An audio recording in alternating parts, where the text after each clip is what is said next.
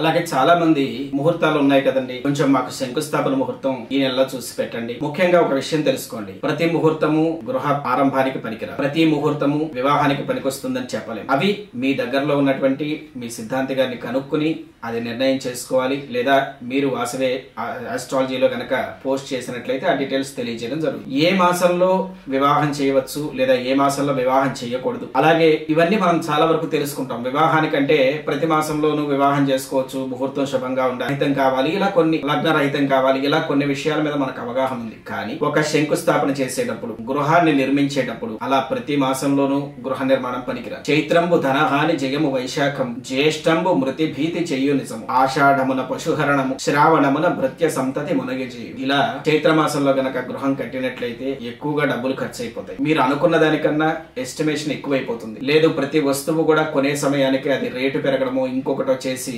Estimated value ఒకటి ఉంటుంది, output value ఒకటి ఉంటుంది. కాబట్టి చైత్ర మాసంలో కడితే గనక ధనహాని, వైశాఖ మాసంలో జయం, జ్యేష్ఠ మాసంలో గుర్తు పెట్టుకోండి ఖచ్చితంగా శంకుస్థాపన పనికిరాదు. జ్యేష్ఠ మాసంలో శంకుస్థాపన చేశాము అంటే మాత్రం అది యజమానికి ప్రాణహాని. అలాగే ఆషాఢ మాసంలో చేసినట్లయితే పశుకరణము, మేము సిటీలో ఉంటామండి, మాకు పశువులు ఏముంటాయి కాబట్టి మేము చేసుకుంటాము అంటే, మీ ఇంట్లో జీవం నిలబడాలి అంటే ఒక పెట్ లేదా ఒక కుక్క పిల్ల లేదా ఒక కుందేలు లేదా ఒక చిలుక ఏదో పెంచుకుంటూ ఉంటారు. పశువు అంటే ఒక ప్రాణము కాబట్టి పశుహరణము అంటే వాటికి సంబంధించినటువంటి ఒక గ్లాని ఉంది, బాధ ఉంది. కాబట్టి ఇట్లా ప్రతి మాసానికి సంబంధించి ఒక్కొక్క మాసానికి ఒక్కొక్క రిజల్ట్ అనేది ఉంటుంది. కాబట్టి మీరు ఖచ్చితంగా ఏ మాసంలో శంకుస్థాపన చేయవచ్చు, ఏ మాసంలో శంకుస్థాపన చేయకూడదు అనే విషయాన్ని తెలుసుకుని ఆ తర్వాత మీరు గృహాన్ని ప్రారంభం చేయడం మంచిది. కాబట్టి చాలా మంది మెసేజ్ చేస్తూ ఉన్నారు. అట్లాగే మీకు ఏమైనా అనుమానాలు ఉన్నట్లయితే ఈ వాస్తు పరంగా గానీ లేదా ఏ మాసంలో ముహూర్తం చేయాలి లేదా చేయకూడదు, భూమి పూజ ఎప్పుడు చేయాలి, ముగ్గు ఎప్పుడు వేయాలి, ఇట్లా